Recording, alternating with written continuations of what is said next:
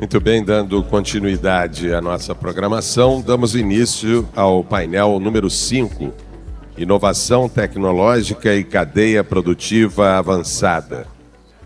Convidamos para conduzir essa sessão o senhor Fábio Cavalcante, da Embrapi.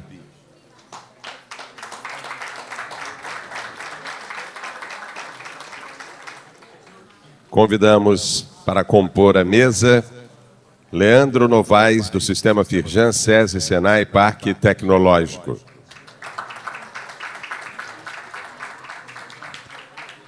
Leonardo Teixeira, do Sistema Firjan, SESI, Senai, Parque Tecnológico.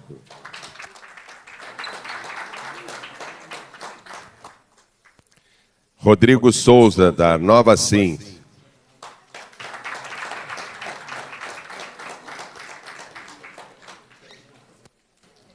Tatiana Ribeiro, do Grupo Centro Flora.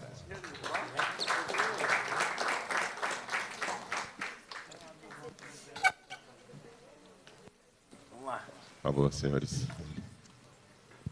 Fábio, a palavra é sua. Bom dia, novamente. Mais uma atividade aqui do evento. Queria agradecer a mais esse convite para mediar essa mesa barra pesada aqui, que a gente fez umas perguntas bem provocativas. Eu digo barra pesada porque eu recebi aqui o currículo de cada um deles para ler, mas não vai ser possível, porque dá quase uma página o currículo de cada um. Então, uma boa resumida aqui para apresentar o pessoal, mas a ideia, de fato, é falar um pouco sobre inovação, tecnologia, cadeia produtiva avançada, mas de uma forma um pouquinho mais provocativa para a gente ver como é que a gente consegue ligar todos esses pontos, né? Eu tenho aqui primeiro a Firjan, dupla, e para evitar trocadilhos, a dupla é Leonardo e Leandro, que são os colegas da Firjan. O Leandro, ele é engenheiro químico, doutor em engenharia química, com experiência na gestão técnica de projetos de PDI, Pesquisa, Desenvolvimento e Inovação, e passou aí pela Firjan, pelo Instituto de Inovação em Biosintéticos e Fibras e também pela COP, da UFRJ. E o Leonardo, também engenheiro químico, mestrado e doutorado em Gestão da Inovação pela UFRJ, e atua no Senai de Inovação em Biosintéticos e Fibras da Firjan, onde lidera a área de inteligência tecnológica. Interessante a Firjan aqui, porque apesar dela não estar na ponta, de fato, fabricando, ela possui um papel de articulação, né, de formação de mão de obra. Então, é bom ter essa questão aqui no painel. Rodrigo, da Nova Sint, é professor associado do Instituto de Química da UFRJ, atua no Departamento de Química Orgânica e cofundador da Nova Sint Tecnologia, uma startup focada em desenvolvimento de soluções tecnológicas para síntese química contínua e integração de processos automatizados. Obrigado, Rodrigo. E Tatiana, Centroflora, grande parceira, farmacêutica e bioquímica, com especialização em projetos, em gestão de projetos, negociação e liderança pela FGV, e atua hoje como gerente de assuntos regulatórios e relações governamentais do grupo Centroflora. Rodrigo, eu já vou começar te pressionando, porque é o único dos três que não tem aqui ainda projetos Embrapi. E a Centroflora tem projetos já conosco, a Firjan aí contratou o primeiro tem pouco tempo, né? E a Embrapi, como eu falei, a gente pega um pouquinho desse tema aí de inovação tecnológica, né? A gente apoia empresas que querem inovar por meio de institutos de pesquisa de ponta, de excelência. Hoje nós temos 99 no Brasil, né? Alguns já atenderam a Centroflora, a Fitobios, a Nido, né? E a Firjan. E eu estou falando tudo isso primeiro para fazer um convite para vocês, não vou aproveitar para fazer um jabá aqui, que o Andrei me autorizou, que no dia 8 de maio, anotem aí, no dia 8 de maio, aqui no prédio da Firjan, na Ilha do Fundão, nós teremos o Embrap Day Abifina. Tá? O Embrap Day, apesar do nome ser Embrap Day, ele não dura o dia inteiro, é 1h30 de workshop, em que a gente vai trazer 6 unidades Embrapi, ou seja, 6 centros de pesquisa com competência para atender esse setor de vocês, para eles se apresentarem no formato de pitch, coisa de 8 minutos, falando da competência, da infraestrutura, do portfólio que eles têm para atender as empresas que querem inovar fazendo esse tipo de parceria com esses institutos de pesquisa e contando com fomento não reembolsável da Embrapim. Então, tomem nota, 8 de maio começa o credenciamento às 13h30 aqui no prédio da Fijan, inscrição gratuita e evento aberto. Tá? Bom, então vamos lá, vamos começar. Quando a gente fala aí de inovação tecnológica, cadeia produtiva, a gente fala sobre a gente ter uma autonomia na produção de IFA. Eu acho que a pandemia deixou isso muito claro, né? O que a dependência pode causar, o estrago que a dependência pode causar. Mas quando a gente fala em autonomia na cadeia produtiva, está falhando. Em autonomia na cadeia produtiva. Obrigado. Tá. Vou deixar aqui então, para falhar com os outros. Vou ficar com um bom. Quando a gente fala sobre cadeia produtiva, os desafios eles são vários, né? A gente tem que linkar, tem questão de mão de obra, de infraestrutura, de fomento, inovação. Então, a primeira pergunta que eu queria jogar aqui para vocês, e aí eu conto com a resposta de cada um, quando a gente está falando em fortalecer a cadeia de IFAs no Brasil, o que a gente está falando exatamente? O que a gente precisa exatamente? A gente está falando de infraestrutura? A gente está falando de mão de obra qualificada? Está falando de inovação tecnológica em si? A gente está falando de instrumentos de fomento? Falta instrumento de fomento? Então, eu queria essa percepção inicial de vocês. Do que estamos falando quando a gente fala que precisa fortalecer a cadeia de IFAs no Brasil?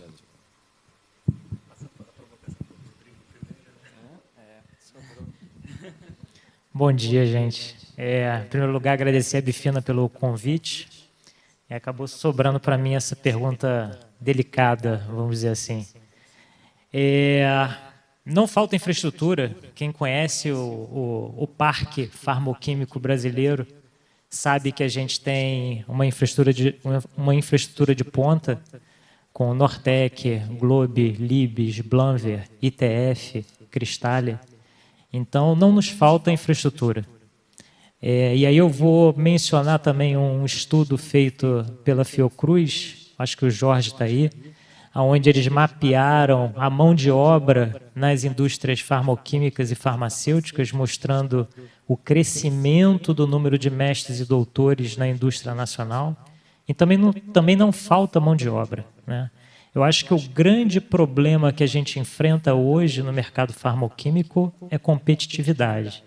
É a gente conseguir ter preço para brigar com o mercado externo. E aí eu acho que é uma junção. A gente precisa de política pública que permita que a farmacêutica seja mais competitiva no mercado nacional e no mercado internacional. Como é que isso vai acontecer, né?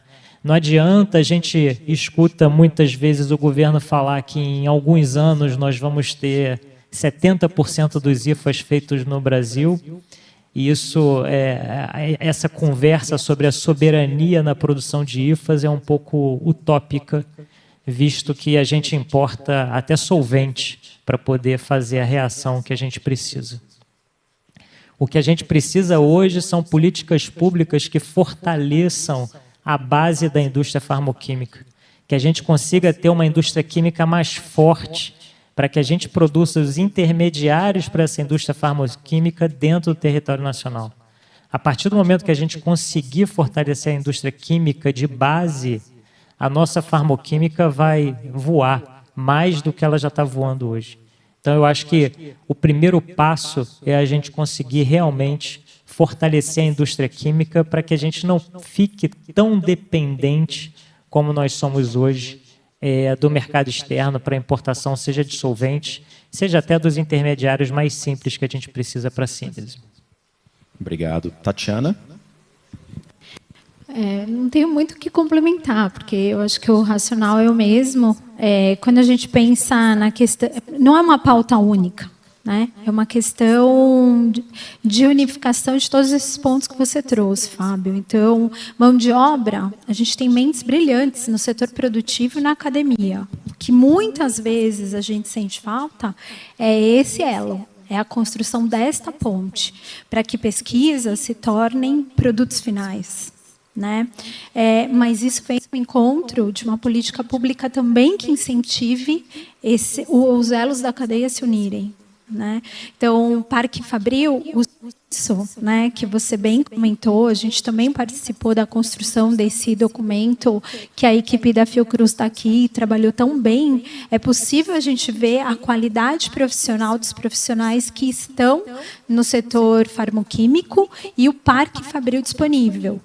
No entanto, a gente fala muito em 95% de dependência, mas ele chega a 100%, porque muito do material de partida ele vem de fora.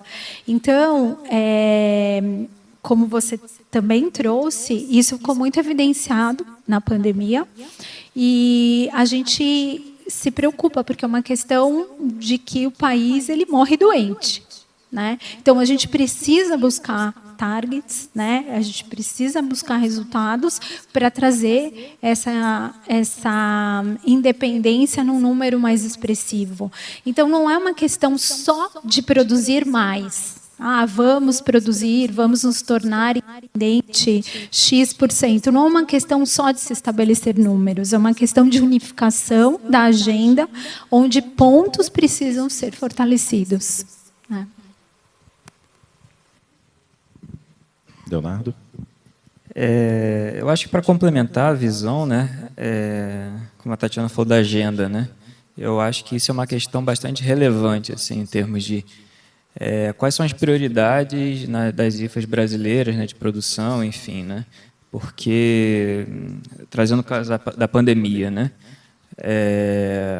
um exemplo de produto é anticoagulante, por exemplo, que a gente precisou muito durante a pandemia e o Brasil não tinha a produção do material, do produto refinado.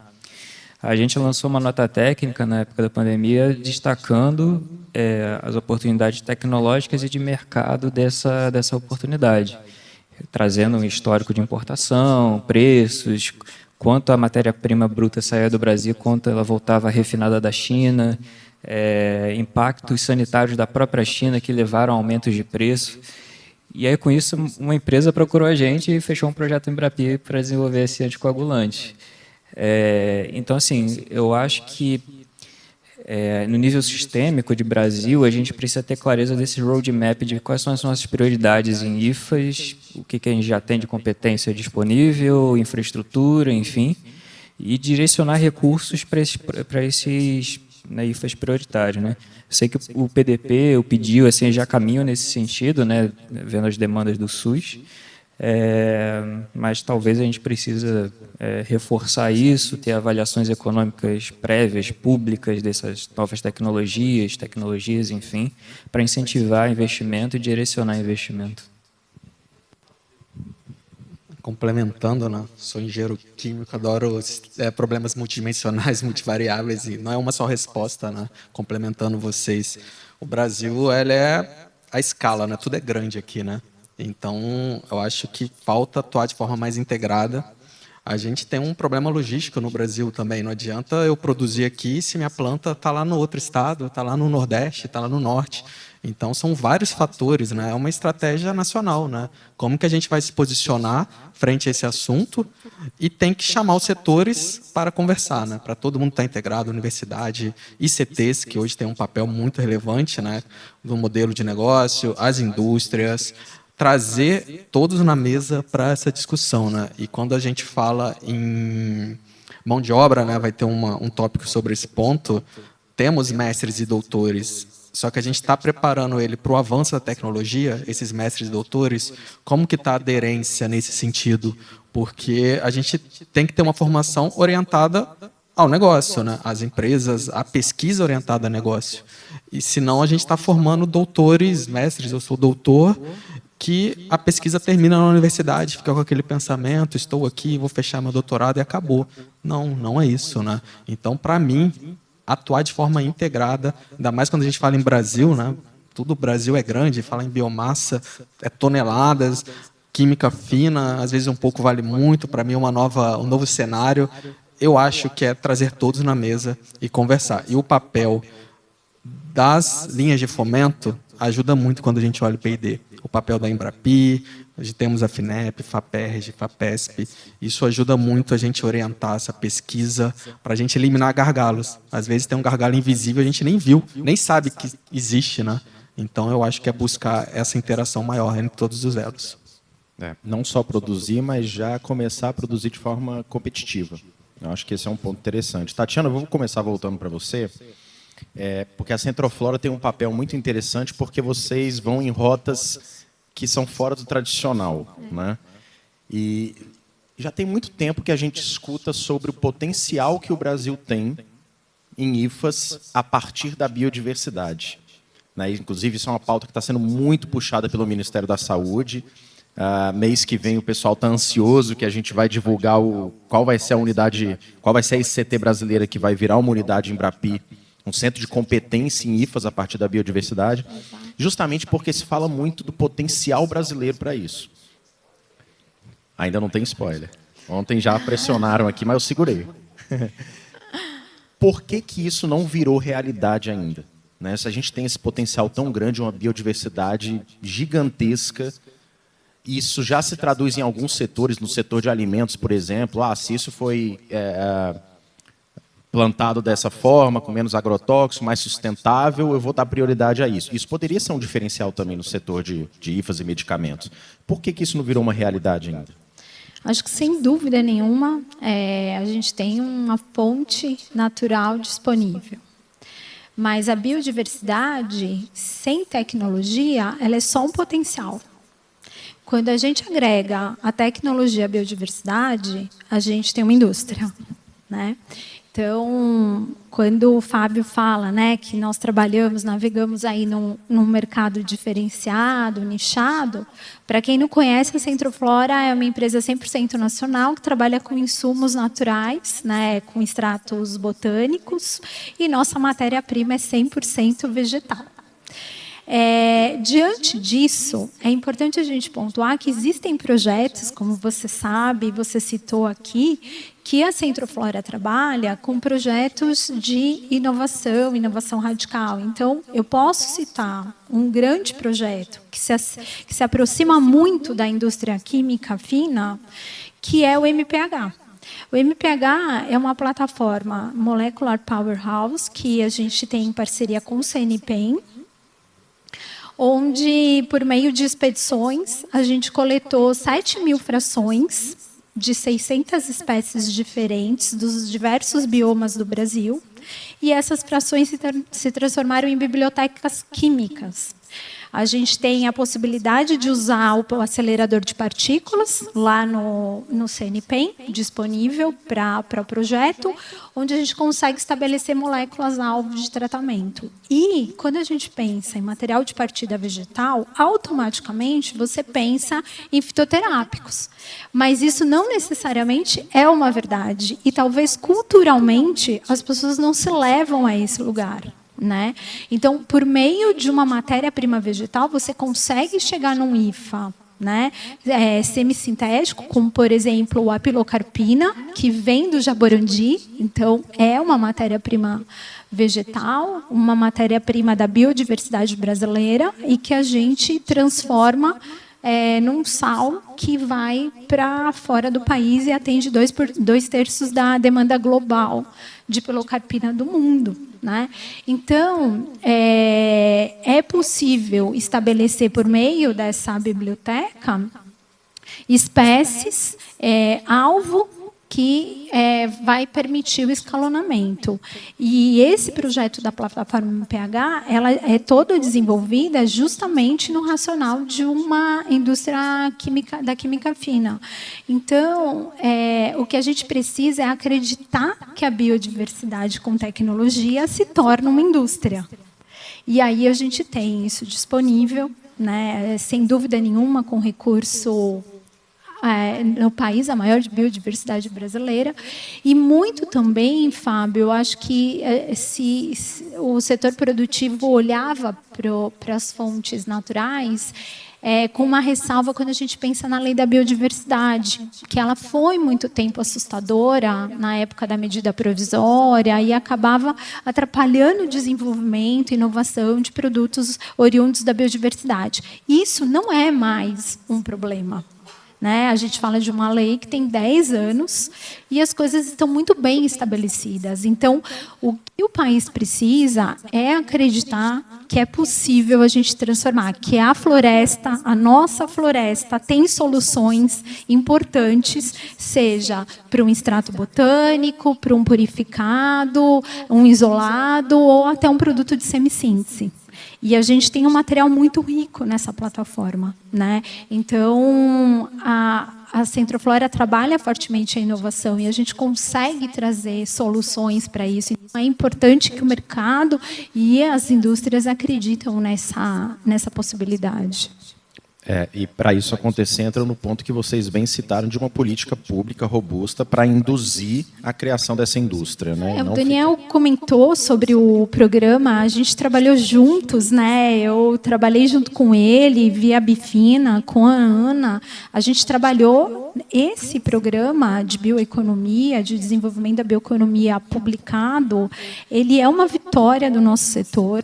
Né? E a gente acredita muito nisso. Então, é exatamente isso que você está dizendo. Né? Então, a gente acredita e agora, com políticas públicas, com o plano publicado, foi um trabalho a várias mãos, a gente tem esperança de que o SUS possa aumentar o número de distribuição de produtos fitoterápicos e não só fitoterápicos, não é qualquer fitoterápico, é um fitoterápico nacional utilizando um IFA-V nacional. Maravilha. Rodrigo, a Nova Cint, como uma empresa que consegue transformar conhecimento em processo industrial, na sua opinião, quanto que o desenvolvimento desses processos contínuos e de automação avançada podem contribuir de fato para a inovação tecnológica na cadeia de IFAs no Brasil? O desenvolvimento de processos contínuos, para quem não tem muita familiaridade com o tema, é uma mudança de paradigma do processo tradicional, né? Onde a gente está acostumado a encher o reator com os reagentes, esperar a reação acontecer e depois coletar os produtos. Né? Nos processos contínuos, você bombeia os reagentes para dentro do reator e você vai coletando eles também de maneira contínua. E como esses reatores eles são miniaturizados, né, são muito menores do que umas plantas convencionais, isso permite que você diminua o tamanho total de uma planta para a operação, o que facilita a produtividade, você tem uma melhor transferência de calor para dentro desse microcanal onde acontece a reação. Para vocês terem uma ideia, a gente tem uma planta que cabe dentro de uma capela de mais ou menos 1 metro quadrado, onde a gente consegue fazer benzocaína numa etapa única em torno de 10 quilos dia. E o tamanho dessa planta é o tamanho de uma caixa de sapato, tá, gente? Então, imagina uma caixa de sapato que é capaz de fazer 10 quilos dia de um ativo simples. É óbvio, o benzocaína é um ativo simples, mas é só uma prova de conceito da possibilidade. Então, isso abre oportunidades de você trabalhar com uma infinidade de processos que antes eram problemáticos. Por exemplo, eu já conversei com o Dr. Ezio algumas vezes sobre isso, a gente não tem uma planta de hidrogenação ativa no Brasil hoje na área de IFAs. Por que a gente não faz hidrogenação no Brasil, gente? Fazer hidrogenação no processo contínuo é a coisa mais simples que tem. É mais seguro, é mais rápido, usa menos catalisador, se conecta com o tema de sustentabilidade que a gente acabou de falar no panorama anterior.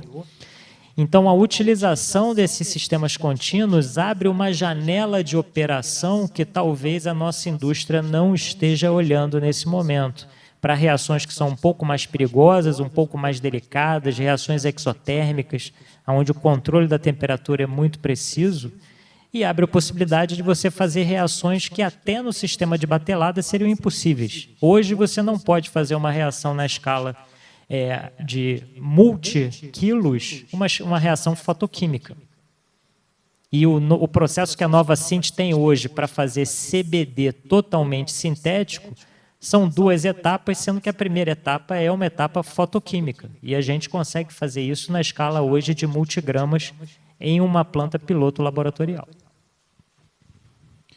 Maravilha. Leonardo, outro dia eu vi uma matéria, se eu não me engano, foi na Folha ou foi no UOL, falando que no setor médico hoje a IA está entrando muito forte, né? Então começou a se criar um problema de que os médicos supercapacitados não estavam conseguindo acompanhar o desenvolvimento tecnológico, a velocidade do desenvolvimento da IA. A pergunta para você, a Firjan, uma das vocações da Firjan, além de coordenação, articulação, é a formação de mão de obra qualificada, né? Você acha que no Brasil a formação de mão de obra está acompanhando a sofisticação e a velocidade da tecnologia na cadeia de IFAs, ou a gente pode cair numa armadilha de criar um tipo de um gargalo invisível aí? Eu diria que ainda não, assim, e talvez isso não seja só da cadeia de IFAs, seja uma coisa generalizada. Tem um estudo bem recente da CNI que eles apontam que 23% das indústrias indicam que a falta de mão de obra qualificada é um gargalo significativo. Isso é ainda mais grave para pequenas empresas, que chega a 28%, né, apontado por 28% das empresas. Grande parte disso, segundo o estudo, vem da atualização tecnológica constante. Então, é exatamente isso que você falou, quer dizer, a gente está vivendo ciclos de inovação que são cada vez mais curtos, né? A IA vem para basicamente mudar tudo que a gente conhece, né? Então, estima-se que a cada 3 ou 5 anos você tenha que requalificar sua força de trabalho para estar adaptada às novas tecnologias. E eu acho que esse é um dos pontos que o estudo aponta, mas também a parte de que muitos jovens preferem seguir uma carreira de autônomo do que entrar numa empresa, por exemplo, e gaps na educação básica. Então, assim, existe sim acho que uma aceleração tão grande na tecnologia que é difícil a mão de obra acompanhar.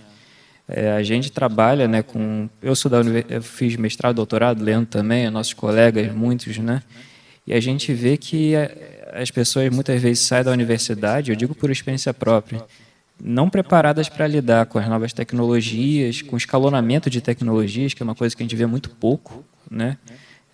Eu fiz engenharia química, né? Eu não me lembro assim de alguma matéria que não fosse teórica sobre escalonamento de tecnologias, sabe?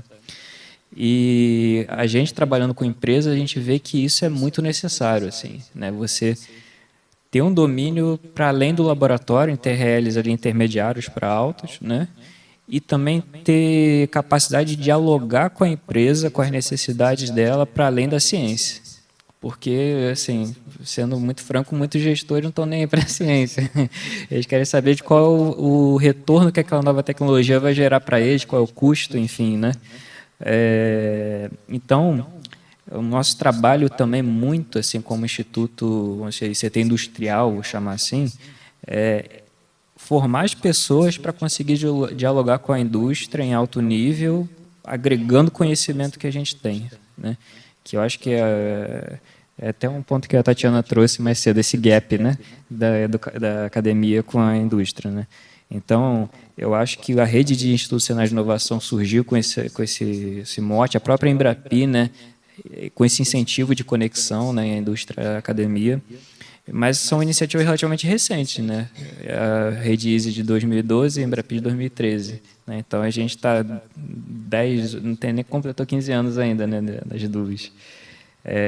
Mas, assim, eu sinto que a gente tem ganhado relevância, né, como rede, como Embrapi, enfim, para qualificar também esses pesquisadores para conseguir estar atualizados tecnologicamente, é claro, mas também dialogar com a indústria em alto nível. Complementando o Léo, né, não um sintoma, né, acontece nas redes de CTs, né, o turnover, né, dos profissionais, porque a gente forma esse profissional que está entre a universidade e a indústria, ele entende como fazer pesquisa orientada a negócio. E a gente tem um parceiro, pô, esse cara é bom, vou levar. Então isso é natural, né? Isso acontece acontece muito, né? No nosso dia a dia, né? E para a gente que fica a gestão de conhecimento, como gerir o conhecimento. Mas a formação desse profissional para entender a dor das empresas, né? Isso leva tempo. Né? A gente está 10 anos aí, desde 2012, né? 14 anos. Então, assim, a gente está numa leva de formar essas pessoas que entendam o diálogo, entendam como falar com o gestor ou como falar com o diretor. Né? Então, o nosso papel hoje também é isso, né? Essa capacitação desses doutores que saíram recentemente do doutorado ou mestrandos. Eu também saí, né? E não tinha essa visão. E é muito mais que uma tese. Né? Quando a gente fala, né? Eu sou doutor, é muito mais do que você escreveu. Você hoje sabe aprender. Né? Então é isso que hoje um pouco do nosso papel muito lá é isso. Né? Tatiana, vou voltar contigo. Você acha que o Brasil está aproveitando bem essa interface entre esses dois mundos, o de biotecnologia e de química fina? Ou a gente ainda está tratando como mundos separados e esse pode ser um dos problemas? É isso que exatamente eu falei sobre o projeto MPH. Né? Então, naturalmente, o caminho da química fina foi para aquele modelo da síntese e a biotecnologia ficou num nicho de mercado, na academia. Então, quando você olha depósitos de patentes, de produtos naturais, você vai enxergar a academia como um grande hub. Você não vai encontrar a indústria. Né? Não que não tenha, mas ela tem num número muito menor quando comparado com a academia. Então, hoje a gente tem falado de uma solução híbrida. E quando eu falo, por exemplo, do projeto MPH como um exemplo, é justamente isso. É partir de uma matéria-prima vegetal que pode te trazer soluções que chegam a uma semissíntese. Então, isso é possível. O que a gente precisa é empresas estruturadas para fazer a tecnologia híbrida. A solução, a competitividade está justamente em soluções híbridas. E a gente tem informações disponíveis. A gente precisa de empresas que acreditem nessa solução híbrida. Né? Bacana. Rodrigo, uma pergunta boa aqui. Eu sou servidor público federal, né? Eu sou de agência reguladora, eu estou cedido para a Embrapi, então eu me sinto no lugar de fala aí para te fazer uma pergunta sobre a questão da regulação e da tecnologia. Né? Em muitos países se discute o quanto que uma agência reguladora pode ajudar o processo de inovação tecnológica de um determinado setor. E aqui não vamos pegar o setor da saúde de IFAS. Dentro de um ecossistema, apesar que eu não gosto desse termo de ecossistema, eu prefiro falar Sistema Nacional de Ciência e Tecnologia, mas o quanto que uma agência reguladora e como ela pode ajudar os processos de inovação tecnológica dentro de um setor tão específico e de tecnologia tão intensa como é esse o de IFA. Bom, isso é realmente um tema delicado. E eu acredito que a inovação disruptiva, seja na área de química fina, seja na área de biológicos, seja na área de biotecnologia ou de biodiversidade, ela precisa acontecer com acompanhamento da agência regulatória desde o início do processo. Não tem como você fazer o desenvolvimento e trazer a agência no final para conversar, porque vai ser um pesadelo para a sua vida. Né? Então, você precisa ter a agência sempre do início trabalhando em conjunto. E quando a gente fala, e aí eu vou usar ecossistema, desculpa, quando a gente fala do ecossistema de inovação, principalmente de startups, de desenvolvimento de tecnologia, a gente precisa trazer a Anvisa, principalmente, para conversar com a Advocacia Geral da União e a gente poder ter um entendimento de um sandbox regulatório diferenciado para que as primeiras tecnologias possam nascer. Se a gente for aplicar o mesmo tipo de regulação de uma grande farmacêutica nacional para as startups que estão nascendo, a gente vai matar elas desde o início. Então, hoje já existe um projeto de sandbox regulatório, onde você possa criar regras específicas para diferentes tamanhos de empresas, e assim você possa arriscar na inovação, mas sempre com a supervisão da agência regulatória. Maravilha. Leandro, vou passar para você essa daqui. Depois de passar alguns anos aí sem política industrial, na retomada com a nova Indústria Brasil, muito se falou que o Brasil não precisava se reindustrializar, mas sim criar uma nova indústria.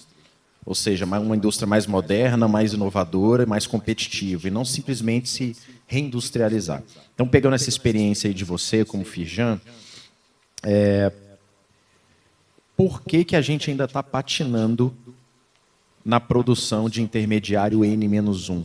O que está faltando? A pergunta é boa, né? Até fui pesquisar na intermediário N-1, né? Sou engenheiro químico.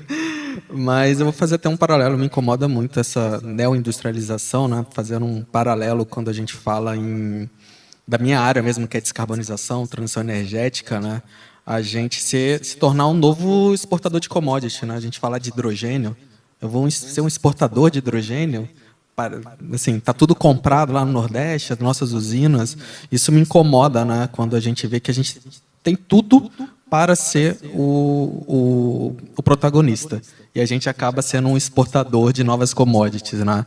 Então, um paralelo também, quando a gente pensa na cadeia de IFAs, na cadeia N-1, temos que lutar para não ficar nesse papel de novo, né?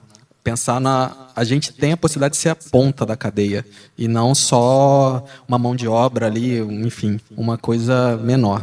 E quando a gente pensa, até o professor Rodrigo falou também, né, a gente tem capacidade tecnológica, eu entendo isso, né? Temos centros, temos indústrias que faz P&D.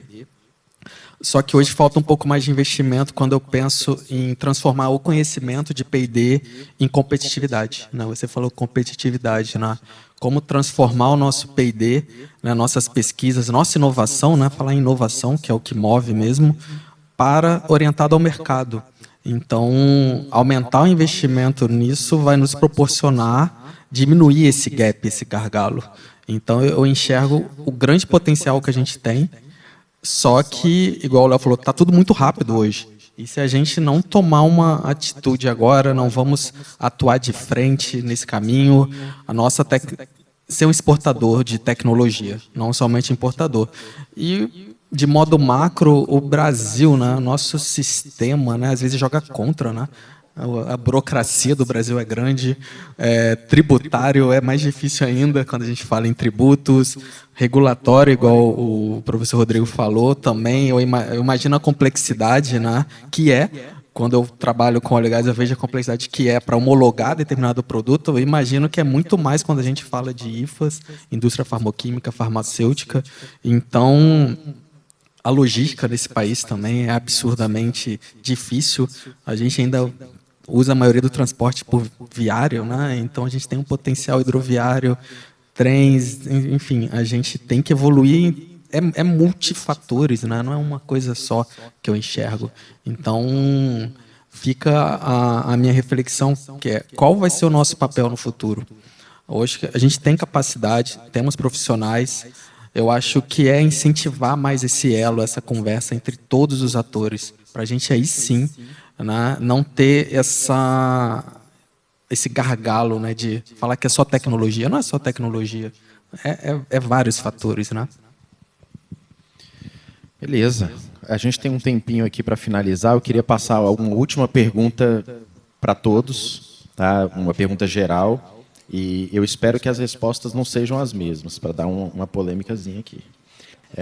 Se vocês tivessem que apostar em uma tecnologia disruptiva para a IFA, em qual vocês apostariam e por quê? Seria fermentação, biocatálise, química verde?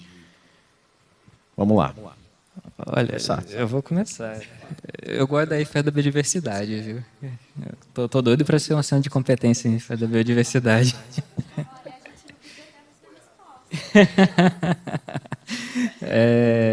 Mas é assim, porque eu acho que as equipas da biodiversidade, no fundo, elas são um motor para a inovação, né? O Brasil tem 20% da biodiversidade global, né? Que nenhum outro país tem, né? Claro que você tem outras biodiversidades em outros, né? Mas a gente tem 6 biomas muito diferentes, né? Tem o bioma azul, né? Sistemas aquáticos, enfim. E a variabilidade, né, variedade de estruturas que a gente consegue obter a partir da biodiversidade é muito superior ao que a gente consegue via síntese química, né? Então, como a própria Tatiana falou, você pensar em semissíntese a partir de insumos da biodiversidade, eu acho que abre um campo que pode tornar, de fato, o Brasil competitivo, né? E um produto de altíssimo valor agregado, né? Então, eu caminharia, né? Essa é a minha aposta, né? Desculpa que eu fui primeiro. Vai lá, Tatiana, bora.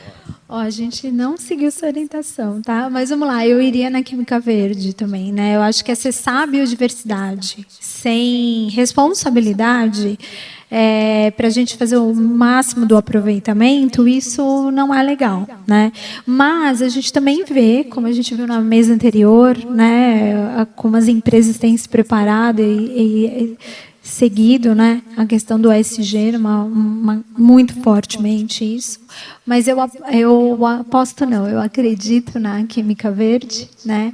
E eu acho que a gente precisa desenvolver e trabalhar IFAs que tenham sua sustentabilidade, que tenham sua rastreabilidade. Então isso é muito importante. E a gente tem a garantia, né? Porque senão você estrutura a empresa ou o negócio em algo que fica vulnerável, né? Então é muito importante a gente acessar a biodiversidade com responsabilidade e investir na química verde, né? Minha resposta não seria diferente. Rodrigo, tu é a minha esperança aí para criar uma Eu tenho polêmica que defender aqui. o processo contínuo, porque ele vai, na verdade, unir a biodiversidade e a química verde, porque quando a demanda aumenta e a biodiversidade você não consegue mais obter na natureza, você vai ter que sintetizar ele quimicamente de qualquer maneira, e a melhor opção para você fazer isso é através de um processo contínuo que até, em termos de sustentabilidade, de economia de solvente, eficiência de processo, é muito maior. Então, eu não vejo a indústria do futuro fugindo muito de reatores contínuos para síntese de moléculas de alto valor agregado. Não estou falando de commodities, tá? Principalmente para a área de farmoquímica, commodities talvez a gente não consiga bater o capex de investimento para uma planta contínua. Mas para moléculas de alto valor agregado e algumas especialidades, sem dúvida nenhuma, eu acho que é o caminho. Mas apertou, porque eu vou concordar com o Rodrigo. Eu tinha escrito aqui, eu acho que eu aposto muito na tecnologia do contínuo pensando em sistemas microestruturados, né? A mudar o paradigma do batelada para o contínuo, né? O batch to continuous, né? Eu vejo o grande potencial que tem. Quem tiver a oportunidade de visitar ali a Firjan vai ver um sistema similar a esse, né, que o Rodrigo conhece, né, atuou junto com a gente lá já. Além do sistema, né, ter as várias vantagens, eu acho que a gente tem que ir para sistemas flexíveis e modulares, que a gente consiga ter plantas pequenas, compactas, seguras, né, e que a gente consiga ter uma descentralização, por exemplo, em container. É possível você ter uma planta dessa contínua em um container que você pode movimentar dependendo da sua necessidade. Então, eu penso muito nessa nova tecnologia. Já é uma tecnologia, já é escalonável, já tem planta rodando com esse tipo de tecnologia. E o Brasil tem que acelerar o passo, porque lá fora já é consolidado, já tem várias empresas utilizando, né? E a gente conta muito com a Embrapi para alavancar esse tipo de iniciativa, né? Desses sistemas contínuos, compactos, modulares, flexíveis, seguros, e que a gente consiga diminuir o custo, né? Se tornar mais competitivo frente ao mercado. Tá? Maravilha. A polêmica não veio, mas eu tentei. Não, pessoal, gostaria de agradecer a participação. A gente já está aqui esgotando o tempo. Surgiram vários pontos interessantes, mas eu acho que um ficou muito claro, que é a questão de se ter uma política pública feita ouvindo, né, todo mundo. O primeiro chefe que eu tive quando eu passei no meu primeiro concurso, ele falava assim, o maior erro que um gestor público pode cometer é fazer uma política pública entre 4 paredes de um gabinete. Esse é o maior erro, porque aí a gente sempre vai ter políticas de governo, né? Chega um secretário novo, quer mudar, tem outras prioridades. Então, eu acho que a nova indústria Brasil foi esse primeiro passo, né? De fato, ela foi construída com a indústria, escutando pesquisadores também, vários setores, mas sempre tem a melhorar, né? Então, eu acho que para esse setor que a gente, de fato, precisa desenvolver, a gente vai contar muito com o apoio aí de todos os entes que participam dessa cadeia. Agradecer mais uma vez a Bifina pelo painel e espero que tenham gostado. Qualquer coisa, o pessoal vai estar aqui à disposição também para ter mais perguntas e depois do painel. Obrigado.